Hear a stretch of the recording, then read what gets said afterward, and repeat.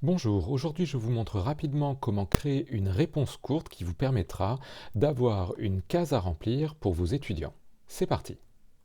Vous devez donner un nom à la question, en général je donne le nom du thème sur lequel je travaille et un petit numéro.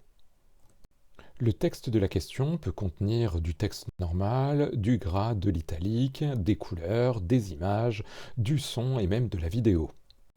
Vous n'avez pas besoin de changer la note par défaut, vous la changerez éventuellement dans le quiz directement.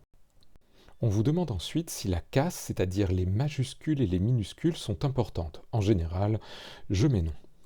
Enfin, on arrive aux propositions. Imaginons que j'ai demandé quelle opération permet d'additionner dans Excel.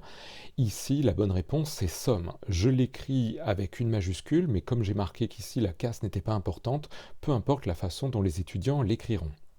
Ici, les étudiants doivent répondre exactement le mot somme, à part les majuscules et les minuscules, pour que leur réponse soit juste. Si jamais ils écrivent quelque chose avant, par exemple la somme, ce sera faux puisque ce n'est pas exactement la réponse que j'attends.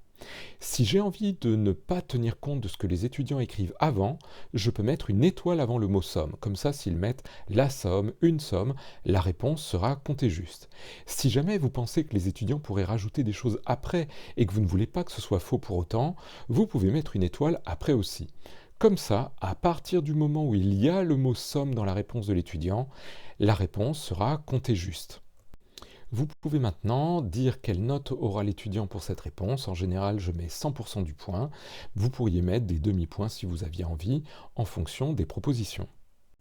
Moodle vous propose plusieurs cas de réponse. Vous n'êtes pas obligé de tous les utiliser. Si jamais vous ne les remplissez pas, Moodle les supprimera. Si jamais ça n'est pas suffisant, vous pouvez rajouter 3 emplacements supplémentaires. Là encore, si vous ne les utilisez pas tous, Moodle les supprimera. Et vous pouvez faire enregistrer.